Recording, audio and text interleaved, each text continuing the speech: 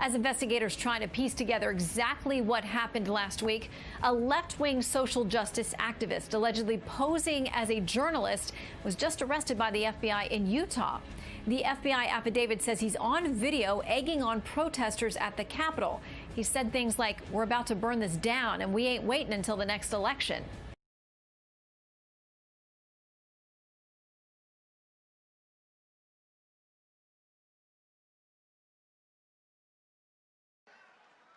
I know that everyone here will soon be marching over to the Capitol building to peacefully and patriotically make your voices heard. Today we will see whether Republicans stand strong for integrity.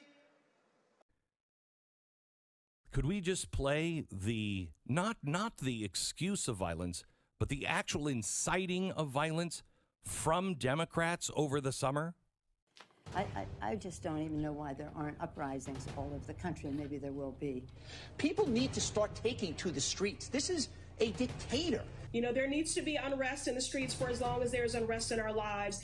Enemies of the state. Show me where it says that protests are supposed to be polite and peaceful. Do something about your dad's immigration practices, you feckless. When they go low, we kick. How do you resist the temptation to run up and wring her neck? The biggest terror threat in this country is white men, most of them radicalized to the right. I thought he should have punched him in the face. I said, even if you lost, he insulted your wife. Yes. He came down the escalator and called Mexicans rapists and murderers. He said, well, what do you think I should have done? I said, I think you should have punched him in the face and then gotten out of the race. You would have been a hero. I'd like to punch him in the face. I said if we were in high school, I'd take him behind the gym and beat the hell out of him. Punch some people in the face! When was the last time an actor assassinated a president? They're still going to have to go out and put a bullet in Donald Trump, and that's a fact.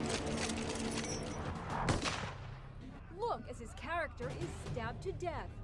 Where is John Wilkes Booth when you need him? I have thought an awful lot about blowing up the White House.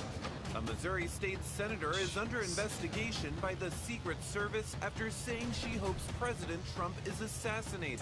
I will go and take Trump out tonight. And if you see anybody from that cabinet in a restaurant, in a department store, at a gasoline station, you get out and you create a crowd.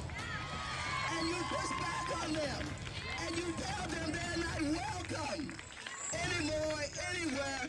And sadly, the domestic enemies to our voting system and our honoring our Constitution are right at 1600 Pennsylvania Avenue. They're not going to stop before Election Day in November, and they're not going to stop after Election Day. And that should be, everyone should take note of that on both levels, that this isn't, they're not going to let up, and they should not. If you think we're rallying now, you ain't seen nothing yet. The Washington Post, of all newspapers, comes out and says the day before the assault on the Capitol, the FBI Norfolk office received information indicating calls for violence in response to unlawful lockdowns would begin on January 6th in Washington, and that people be, quote, ready to fight.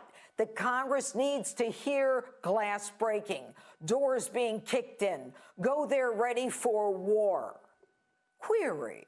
That's long before President Trump's speech even started, which is what the left alleges caused the riot.